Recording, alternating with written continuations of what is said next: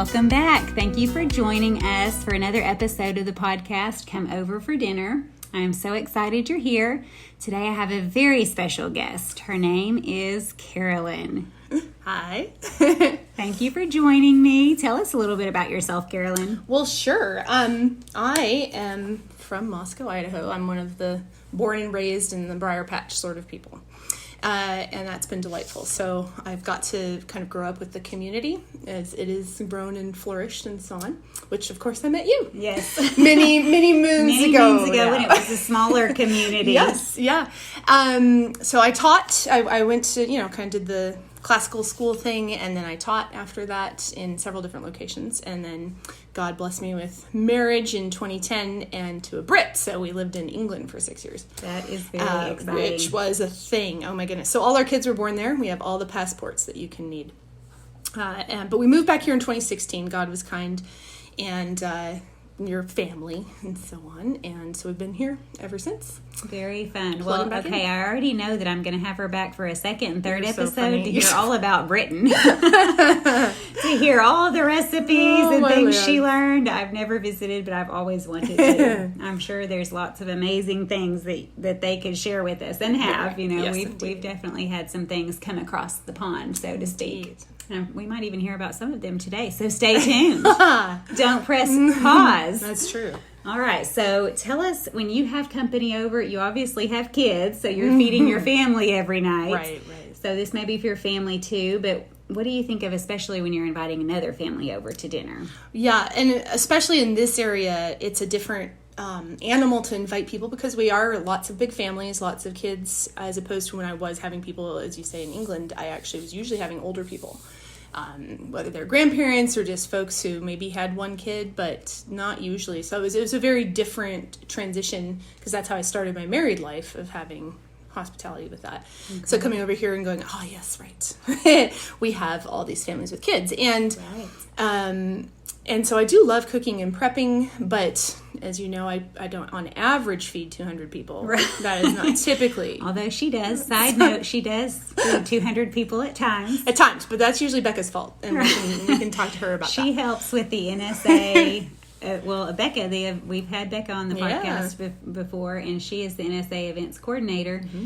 I would say that Carolyn is NSA Events Coordinator Part 2. You're so cute. Is that an official title? No, I get to be the assistant to the coordinator. Assistant like how I put it does. So, but I've learned so much from Becca for sure on the huge crowd thing. But yeah, like you say, with the kind of average family size, I have learned let's not get too fancy. Like I like a beautiful table and things, but unless it's Easter and Christmas. You might not be pulling out your fine china with 8 children coming to visit. Yeah, not so much.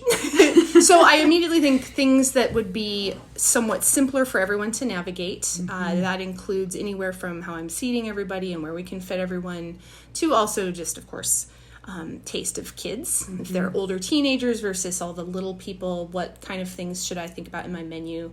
Because you don't like those awkward moments. And I sympathize as a parent of younger ones too, where it's like, oh, yay, we're having everything peppers, or all the weird textures. Right. You know what I mean? You don't want to be a part of a discipline moment. Yes. Where they've been trying for weeks to get their child to taste a bite of squash. Yes, exactly. You served squash casserole. So delicious. Yes, and there's you could, all of you out there listening could probably name all the common things that many kids. So sure. and of course I'm not going to tiptoe too hard. Right.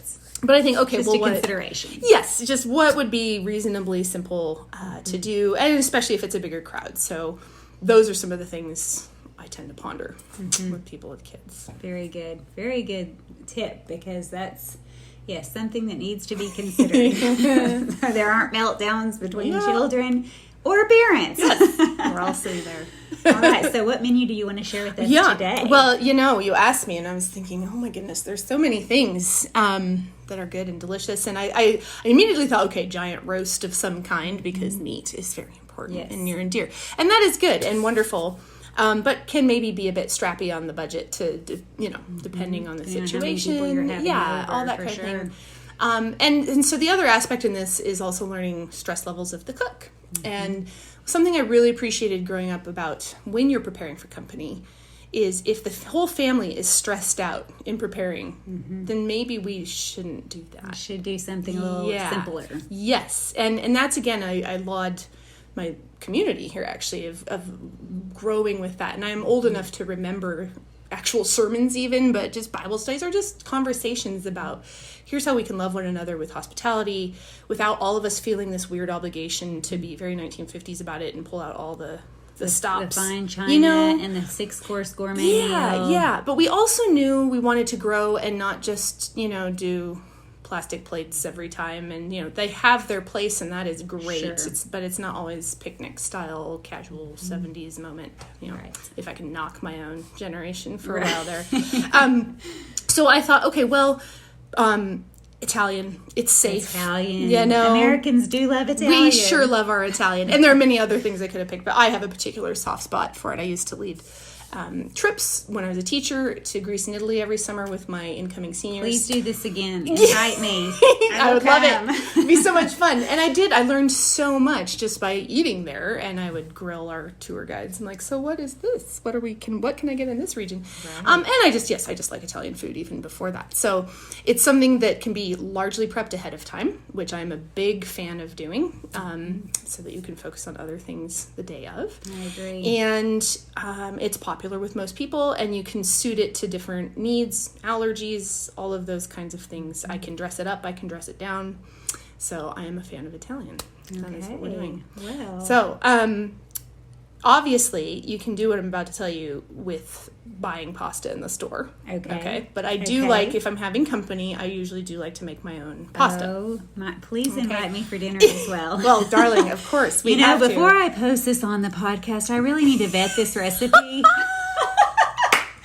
I really can't put this out there until I've tasted it. It all comes out while she's doing it. It's all a sacrifice for you podcast listeners. I see what's going on here. I see what's happening. Okay, tell us about the homemade pasta. Yeah, so homemade pasta. So I've been playing around with it over the years, and I started by, a little rube, me going, oh, well, this guy says you only use egg yolks and that's it, and you do it with this kind of flour, and it's very fancy and careful. And that was great, and it was good, and it was very rich, beautiful pasta. But it was also a little more, again, involved. And people are like, oh, what is 00 flour? Oh, I don't know what that is, and I don't know where to get it. Right. That sort of thing. And so I thought, I wonder. And it actually literally happened one time. I was like, oh, I said I'd make homemade pasta, but I did not think about, I don't have 00 flour at the moment. Okay, just yay for Google, right? Right. So I just typed it in, and I have some trusted sites that I'm sure we all do. Like, oh, this blogger, good, okay. And just regular all-purpose flour can make a beautiful homemade pasta. It's still, you can still taste the difference between it and the store-bought if you want. And it's a little simpler, and it's just the whole egg. You don't have to use yolks. So this, listeners, is for you. If you're wanting to do homemade pasta, but you don't want to fuss with the uber fancy versions, if you will, then just type it in, all-purpose flour pasta. Homemade pasta. And you'll find, whatever your trusted blogger is. They probably have it. Well, I need to do this because I probably have made pasta in my lifetime, but it's been a very long time. Fair. So I need to hone this skill. Yeah. Well, it also helps to have a pasta maker. If I made, the little roller thing that you get. So, because obviously, yes, you could do the Italian grandma thing and roll it out with your rolling pin.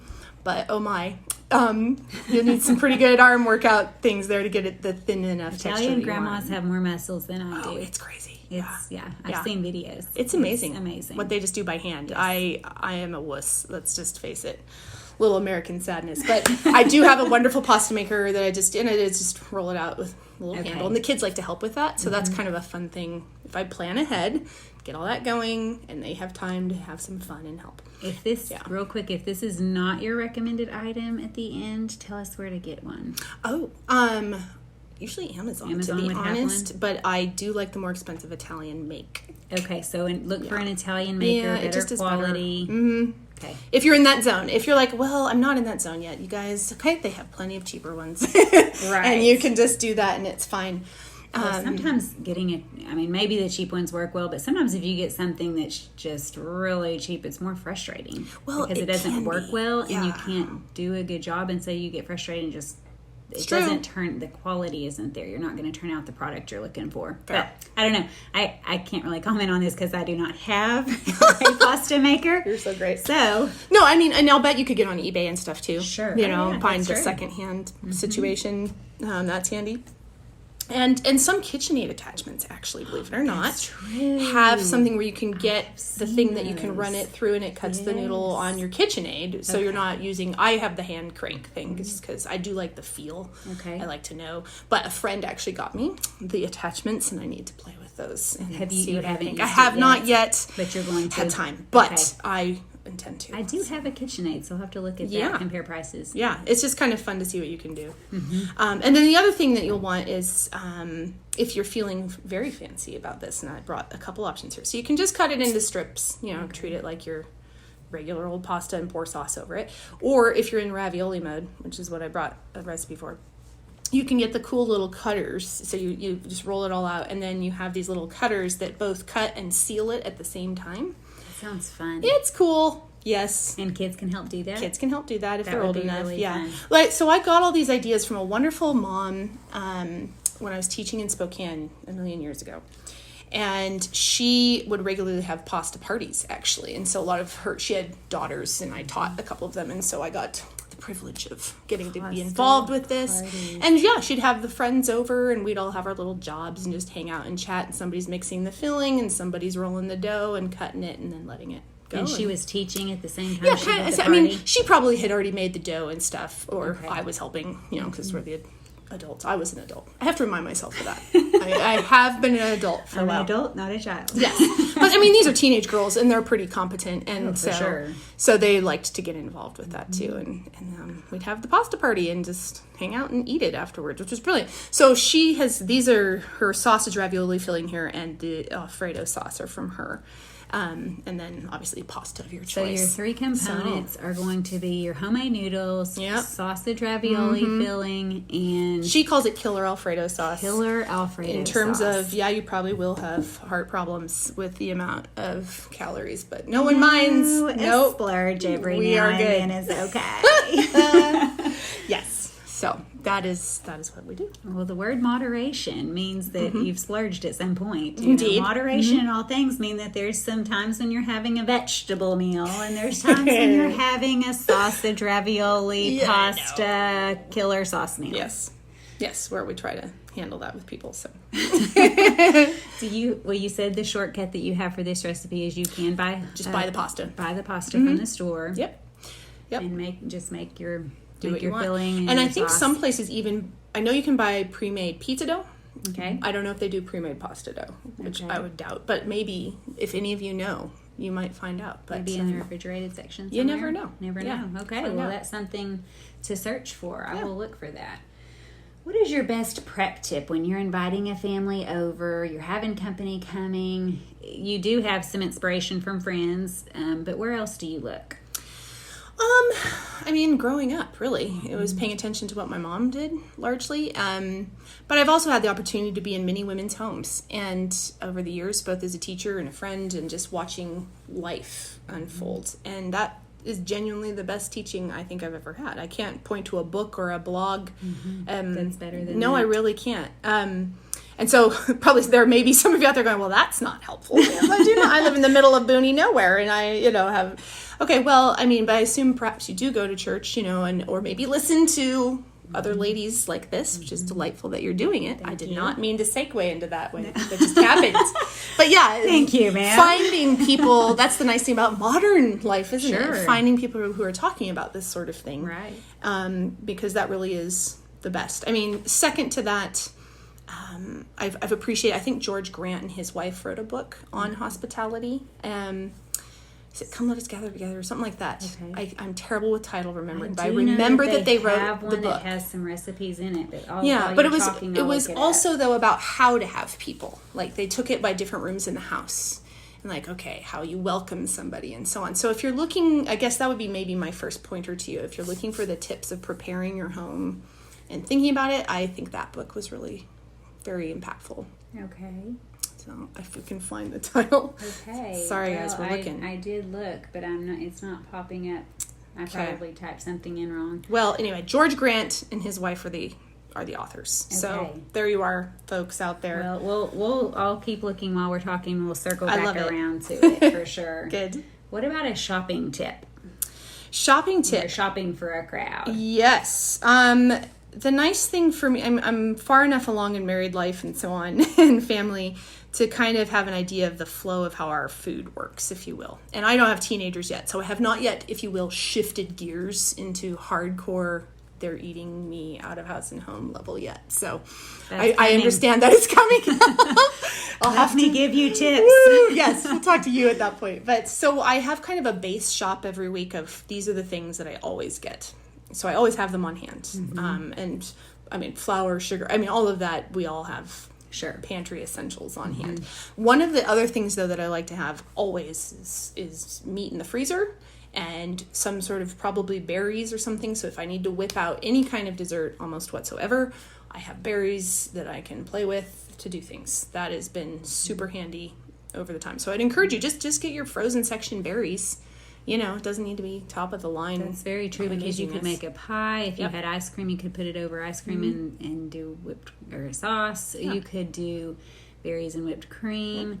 Ina Garten has a delicious recipe, and it is almost instant. If you have, it's called frozen berries with hot white chocolate, or frozen berries with white chocolate or something like that. Yum. And if you have frozen berries, she uses mixed berries. Yes. Mm-hmm. And you can get that in the frozen section of anywhere. Anywhere, really. Anywhere. Yeah. But you pour, I think you melt white chocolate bars and maybe some cream. I'll look it up. Oh, that sounds grand. And you drizzle it over the frozen berries. Mm-hmm. And so what happens is the hot hits those frozen berries and you eat it right away. Yeah. And it's just the neatest dessert because it's... The berries aren't super sweet. Right. No. So the frozen ones. And so it's sweet with just a touch of bitter, hot with a touch of cold. It's pretty incredible. Okay, well now I'm going to have to try that. So just, hot tip there. There's the hot tip there. When I love them, you throw them in a cobbler or muffins or make a sauce out of them to pour over another thing. I mean, they just are so very versatile, aren't they? So, yes. And in their frozen form, when you're mixing them, P.S., into muffins and pancakes, they don't make this, you're not coming out with blue pancakes. Sure. They retain the color and shape a little better than a fresh. Yes. Okay, I did pull up her recipe. Raspberries, blueberries, and strawberries, which is usually in your mix. And then heavy cream mixed with the white chocolate and some vanilla. So just do a search for Ina Garten frozen berries with hot white chocolate. That sounds so good. And circling back around to George Grant, I think the book you might be talking about is Bless This Food. That's the one. There it is. 4 seasons of menus, recipes, and table graces. Yes. And I do actually have this book on my bookshelf. I love it. I do recognize this one. Yes. My sweet mother gave it to me years and years ago. The date on Amazon says 2005. Yeah, that sounds pertinent now. And so, yes, he does talk about hospitality, but there are recipes in there too. Yes. So that's very fun. Handy dandy. And also, I was going to comment about when she talked about her getting recipe inspiration from friends. It is a compliment when someone asks me for a recipe because it really means that they enjoyed it, they want to remake it, and I think that, I know there's top secret grandma's recipe, maybe, if you have a restaurant and this is like a secret that has to go in a vault. But for the most part, most people are very flattered to share something that they've served you. So I think it's a great idea to just, if you have something in somebody's home that you love, ask for the recipe. Absolutely. Do not be shy. And the nice thing about having our wonderful phones, I've done this too, is I will take a photo of it right then and there. It's just so that... So then they don't have to think about it. Right. And they're like, I need to send you the thing. You're like, well, especially if it's handwritten, which some of, we still all have those, to just have that. Oh, yeah. I mean, my mom's done that to me. Mom, the rye bread recipe, I forgot to write it down. Right. Can you just take a picture? Or if it's in a cookbook, just snap a quick pic. And I did that at a friend's house recently. She made some delicious homemade bread, but was talking about how easy it was. I'm like, I need that recipe. Yes. But then she kept talking about the cookbook and how much she loved it, and it was a new one for her. And so I snapped a picture of the cover so I could go home and look it up and just research it a little bit more. Preach. So, No, I've done that with, Becca introduced me to the Jerusalem cookbook. And that was, I had to take a photo of it because I knew knew I would forget something. You'd think it'd be simple. On my list. Oh, I adore it so much. You do? It's so good. Yeah. I know it's That's the whole Middle Eastern side. I did consider going on the Middle Eastern side of things because that whole sharing table mentality that they have is amazing. But I decided, well, yes, but the tastes there may not always be kids. So that's true. Yeah, no. So it could be modified, I'm sure. But I thought Italian is also kind of that family share meal. And if I could bring it back around, that would be my other thought of doing it this way, is because all of this stuff, once it's done, for the most part, then the hostess can also sit down. Yes. It's all on the table, and you're not up, down with each course type of thing, which, again, has a wonderful place. Sure. So I'm not knocking that. But I do tend to like the ones where you can kind of... all the courses are on some people call it mezze or tapas, or, there's cultures call it different things. But Americans often don't do that. We tend to think courses a little more formally. I don't know. There's probably a history there, but I kind of like this idea of let's bring that back a little bit more. Of the hostess is not constantly in the kitchen. Is a part of her meal. Yeah, a little more. So, I've done both. Yes. And I've had to learn. I have regretted the times when it's a great, fabulous meal. Everybody's having a great time. And at the end of the night, I realized I missed half the stories. Right. They're over there telling a story and laughing and all of that. And everybody's having a wonderful time. And I'm kind of listening in, but I'm like, I missed something. Because they're really laughing really loud. And I wish I was over there. I would like to be part of that. So I have had to learn how to be a better planner. Well, that balance, isn't it? Because none of us I don't want to be Martha in the kitchen ever. Sure. I'm very happy to serve. But it is that exact thing of, especially people maybe you don't have an opportunity to see as much, and you feel like, okay, what can I do to facilitate as much time as possible? I think the planning ahead is the key tip. Oh, it so is. Yeah. It's just make a schedule ahead of time and back it up as far as you can. Preach. I do the cleaning part, which we'll get to. I do my cleaning as early as I can. So that, because cooking a lot of times does have to be done towards the end. But the cleaning, I may have a list where I'm telling myself, okay, it's time to do all the major house stuff, right 5 days before they ever show up. Bathroom I try to do the day before. Yes. We try to hit the bathroom the day before. But, okay, tell us your cleaning tip. Okay, yeah, actually that's you and I think of one on this matter. I'm very much a let's plan ahead. And anything that's more deep cleaning, a couple days out, probably, even dusting and vacuuming. I remember I do remember one where it'd be like, well, no, it needs to be right before they all come. I'm like, they don't have to smell the pine sol and the, all the things that you might use. not mix too well with the smell of Italian cooking. Let's not, you don't have to taste like that. So, those sorts of things, like you say, maybe the quick wipe of the bathroom, but that should be the last thing, and hopefully you have a husband or a child who is capable of helping on that department. Because then there's that last minute cooking. For example, this is the pasta. Especially if you're using fresh pasta, it's like 3 minutes to cook it. So you want it out of that pot. You don't want to overdo it, and ready to serve right in that moment. And everything else can be done, again, happily ahead. So you can make the filling days before if you want. It's in the fridge, the sauce, couple days out, reheat it. And I brought these too, but Alfredo sauce, ladies and gentlemen, let's face it, can go with everything. So have a marinara as well. And I love making basil pesto with it too, and just throw it all together because it all tastes great next to each other. But those things can all be done ahead of time, so that it's not this running panic in the kitchen. And so all you can focus on then is setting the table. And some people do that the night before too, right? If you can. Yes. And then cooking the pasta. In this case, that's the last thing. That's your only last minute. That's your last thing, because you do want everything else ahead. But you and I are thinking on similar tips there. Of if I'm not worrying about the cleaning, and if I have people who've helped with the table, then my joy and focus can be on the food. And here's the other thing. I'm assuming you might have a salad or something with this. You guys pick your sides and what have you. But I find as a guest and as a hostess, I like it when the people come and go, what can I do? Because, you come and you're kind of standing there and like, well, she's all there working and I'm just here with my glass of wine doing the things. And I'm just like, well, okay, so I try to actually reserve, I learned this from somebody else too, reserve something that the mom or a daughter or somebody can do, like cut the bread or toss the salad with the dressing at the last second. Job that needs to be done. And then we have a lovely chat in the kitchen and kind of, ease into things, especially if they're new people and you kind of feel awkward. You're not you do something with your around hands awkwardly. You're doing a task together. Yeah, and then we all can come sit down having done that. And I don't have to feel this panic that they walked in the door and I all have to sit down at the table, I once read an article, maybe it was a study, where they were talking about the differences between boys and girls. And how girls and ladies like to get together and sit face to face and chat over coffee. Do your husbands get together for coffee? Any other ladies out there? They were talking about guys, how obviously the difference is that they like to do a task together. Yeah. And so you're going to have a lot better conversation with your son if you don't try to sit him down and stare him in the eyes, That is wisdom. I won't tell which teenage son it was. I have 4, so, some of them are in their 20s now. But oh my. One of my teenage sons said, "Quit looking at me. You're making me feel uncomfortable."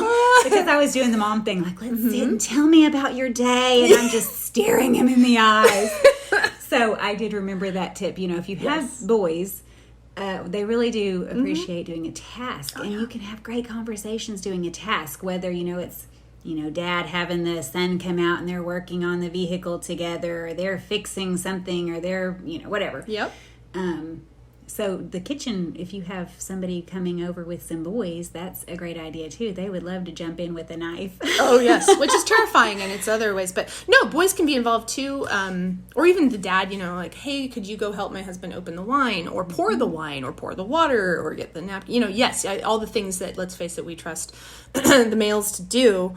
Maybe not cook my pasta. I won't do that unless you're experienced. Yeah, I know. I'll let the teenage boys cook the pasta. No.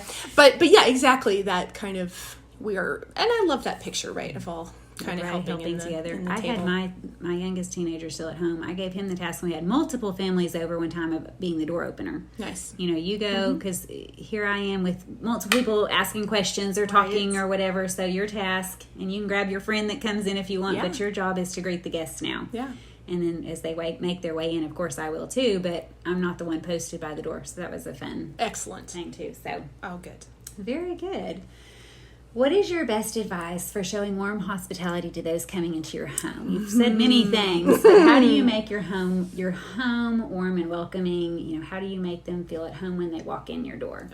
It's easy. My brain immediately wants to go to, it needs to be clean and it's so pretty, and and I'm again appreciative of the advice that multiple women, Nancy Wilson would be one of them, Lori Schlecht is another, my mom, my grandma, of actually the feel of the home is, especially in this moment, so dependent on my attitude and my heart. That's so true. And so I would love to go down, all these things to make it all pretty. And I those things are important to me as well. But they don't mean anything, or I feel like a giant hypocrite. Right. If that's in place and I have been snapping at everybody and frantic beforehand and need to get, So God is good over the years of reminding me more and more of, okay, you want a welcoming home.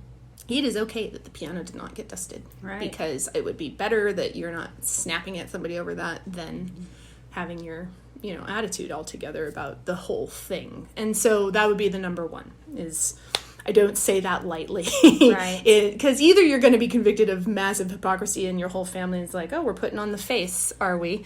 For everyone. You don't want to be hissing at someone under your breath as guests or the guests actually see it. I mean, heaven forbid they come in and feel this kind of, you've got that pasted shark grin on, Everybody just... Yeah. Right. So heart first, and then the other things, and recognizing what you can let go and what is more important. So I'd like the living room to be tidy. Sure. If my bedroom is the disaster of the year, because that's where we chucked everything. That is correct. The door is closed. Yay! Bathroom is, like you said, bathroom is good. Wide open. Kids' bedrooms do not have to be pristine. They're gonna mess them up anyway. That is that. Obviously we have our ideal, and then we can kind of work it down from there. To where we all love the standard. Right. I think that's a Doug thing, if I'm not mistaken. We love the standard, but we don't always have to achieve perfection. Yes. A lot of times we're looking for perfection as a way of being it's pride in our lives. Is. We want people to compliment us or tell us how wonderful we are, how organized, or how beautiful our home is. And all of those things are nice compliments, but sometimes we seek them. The reason we do it is because we want to hear them. Yeah. And acknowledging those little moments of, okay, Lord, something went wrong in the kitchen, which means that thing is not happening, and that's okay. And learning to roll with that. And so, but on that being said, clean home, of course. I love how it smells. I think that's really important. So obviously the meal itself and something like this, it's probably going to have a beautiful scent. But I often like candles. Some nice subtle scents. I love apple. It just seems to be a beautiful seasonal one, and it's easy to find. And so I often have candles going. And I just like the feel of a candle. Even in the summertime, where we kind of feel like maybe not as necessary. The light is good, you know what I mean? Yes. But I still have, they make something called spring apple or something, and I'm just a sucker for it. And especially if, somebody... What brand? I think it's Better Homes and Gardens makes one, but I think there's just the Walmart brand. Okay. That's often, and they actually do a really good job with that. And it's not that sickly, sweet, gross. It's just a mild, nice appley scent. And that's really good. Perfect for the bathroom. Also, anywhere. Right, anywhere. That really ramps up the bathroom atmosphere. Yeah, especially if you had a child who kicked their sports socks off somewhere. You're like, okay, we need to purge this. If the laundry room is not pristine. It's okay. If all the football gear smells are wafting down the hallway. And we don't necessarily want to be spraying Febreze everywhere, though that may work. Some of you may prefer that sort of thing. But I do like a nice smell to the home. And so often, yes, your meal is going to provide that. But having some candles in other places might be a nice thing to add. Just a thought. Okay, very good. Which, back to pride, I did a story popped into my head, so I have to tell this story on myself, no one else.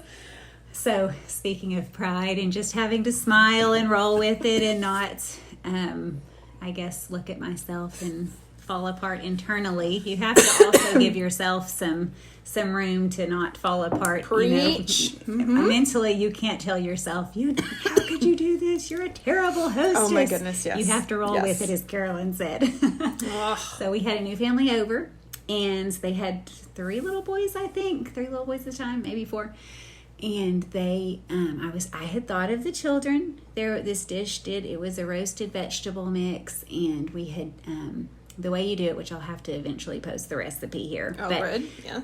There was multiple things that it was a lot of chopping, some potatoes and some squash and broccoli florets, and you roast it all in the oven. Sausage links and sliced sausage, and you roast it in the oven. It was seasonings, and it was just delicious. My kids devoured it, so I thought, this is perfect. Great. You little young kids, they can kind of pick what they like, or maybe scooch to the edge if they don't like squash. They still have sausage and potatoes. Who could go wrong with that? I made a massive amount, because at the time we had all of our boys, all of them were teenagers at home. Sure. So it's 7 people plus the family. Massive amount, roast it all. I am just feeling great about this. We serve it all and we sit down, and I'm eating, and I'm thinking, something's not right. Something's missing. Oh. I had left out all the potatoes. Oh, no. There were no potatoes. No! So I fed all of the children. Thankfully, they had sausage. Vegetables. They had a vegetable meal and some slices of sausage.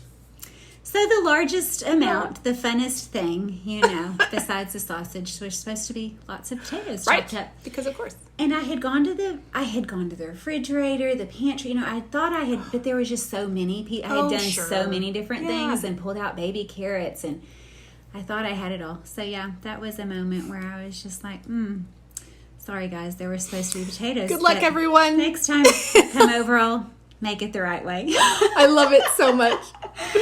It was so embarrassing and so humiliating, and just one of those moments where I realized God is teaching me this is not about me. We're still going to smile, and I'm still going to be a good hostess, hopefully, and I'm not going to fall apart. And hopefully I had a good dessert. I don't know what I served, but I hope that dessert, is your savior. Dessert is, at the end. Dessert is your saving grace. Always have dessert. I don't care if you have a package of Oreos. If you have a dessert with kids, they'll forgive you of everything. There's ice cream in the freezer. You're ice cream. They're, you're their favorite person. Okay. What is your must-have kitchen item, and where can we find it? Oh, boy. Okay, well, I'm sure you have lots. Like I said, if you're thinking this Italian meal, the pasta maker is kind of crucial for that. But if we, as I think you are implying, are going more generic, the must-have, You know, and I think Becca and I talk about this a lot when we cook, is you can never have too many large bowls. And I mean large, not just your small 5 to 7 quart, because especially in our communities where we are feeding a lot of people, I am talking, put your baby in it for a bath type of bowl. I don't think I had quite that big, but that's the size bowl that I did for all of my chopped vegetables. Excellent. Is it sans potatoes? I suppose we should qualify say sans that. Potatoes. Yes, it makes us sound fancier about it. Vegetable bowl. Sans potatoes. Yes, that bowl. What's the with sausage? What that? Con sausage. I'm probably mixing languages here.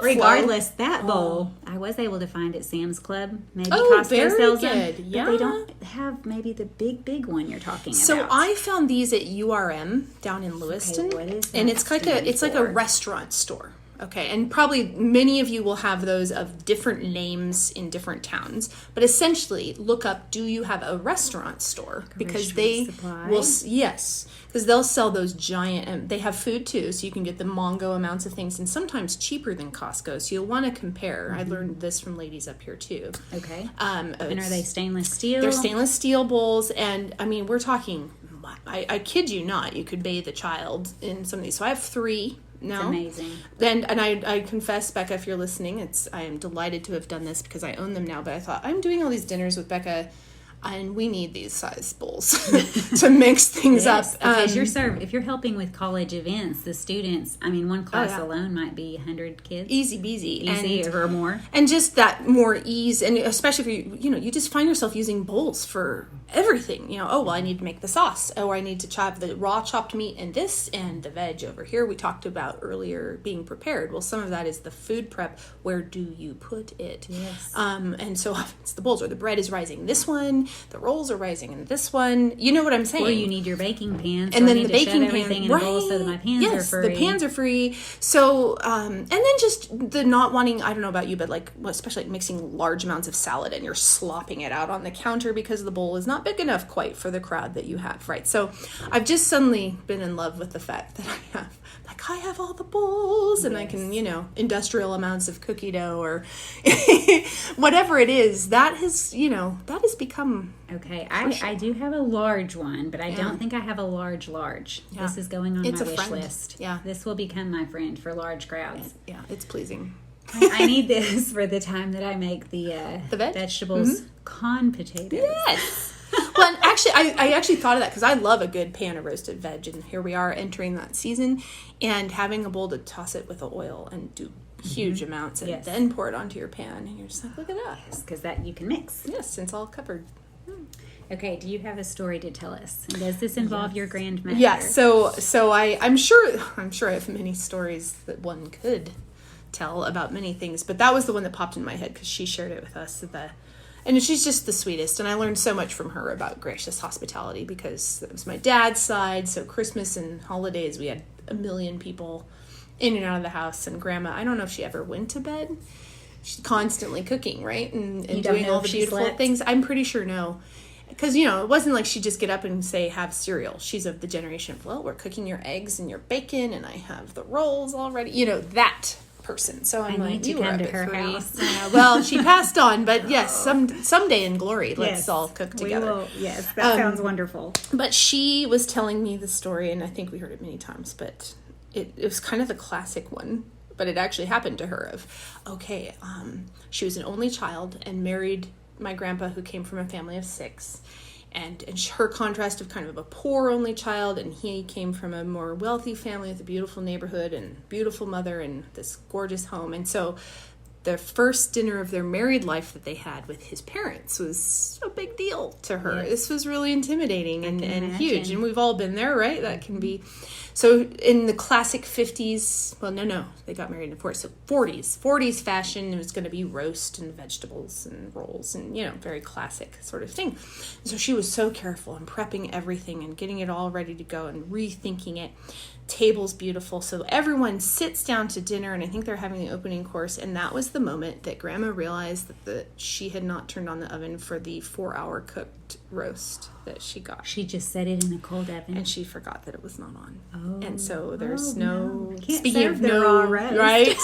And of course, she just was so humiliated. She felt so... Because it's only the centerpiece of the meal, right? And of course, my great-grandmother was... totally gracious about it and so on. And I don't know what there really wasn't anything to do. You can't really punt. So speaking of the vegetables and being bread, a very important portion, that's pretty much what they did. Start talking about Daniel in the Bible. Yes. Yeah, I'm like, well, I could afford to lose a few pounds. So yeah, but it stuck with her because, of course, here she was telling me this story 40, 50 years later after it happened to her. So what was the, you don't remember what they just ate I'm pretty sure they just ate the sides, because unlike today, it's not like she had all this extra stuff in the refrigerator or could just whip something out from the freezer. Or order pizza. Right. You can't order pizza and say, well, it'll be here in 20 minutes. So you really literally had to go, I'm very sorry, and here is the situation. Let's hope she had a good dessert. I think she did. I do think Grandma had a good dessert. That could be the saving grace. Dessert and coffee. We'll just skip right over to that. We will just smile over our vegetables and have extra dessert. Amen. Well, she may have come from the generation. I know, back in my grandmother's day, they just had extra, well, in the South, maybe it's everywhere. Maybe it's England, maybe it's the North. You'll have to tell me, listeners. In the South, it is just, my husband had to really train me on this because his mom would always have so much food. You walk in and you think, an army can't eat this amount of food. That's fair. It always, in the South, it would just be horrifying to not have so much that they, the guests really need to feel like they can go back for seconds and thirds. Mm-hmm. And so there were a few times when, in our early marriage, we'd have people over and we'd have just enough. And my husband would be the one a little bit horrified. And he'd kind of remind me later, like, now be sure that we have plenty of extra. We want to make sure that they feel like they can eat as much as they want. Which I have grown into that because having teenagers, I do recognize how important that is. If you are inviting a family over with teenage boys, teenagers, I should say teenage boys or girls. You just never know when they're on a growth spurt. This is fair. But especially those teenage boys, you will be amazed. If they're hungry, incredible. Let's say they're coming off of a sports practice, they're coming to your house right after, I don't know, whatever sports they play. They can devour some food. And it's a compliment to me. I love it. If they go back for their third bowl of soup or their third plate of Italian meat, what was it called again? Ravioli. Yes. Third plate. But sure, throw Costco meatballs at them, whatever it is. It's just... you want to have plenty. So amen. Anyway, so yes, that can be your saving grace if you accidentally leave out the potatoes or if your meat doesn't cook. Extra double dessert for everyone. Double, absolutely. Absolutely. All right. Well, thank you so much for joining us and for sharing your menu. I will post this along with all of her tips. And thank you for sharing your story about your grandma. That's just wonderful encouragement. My pleasure. And she will be back. Oh, she you may were not funny. know this until the podcast. Surprise! But Sounds she like a plan. will be back. Am we I might hear required to more bring about food? England. Ooh, yes. All right. Yes, I do need to try this menu. we'll do that. And probably the next one, too. Great. So, especially if it has something to do with England. So. All right. Bye for now. Bye.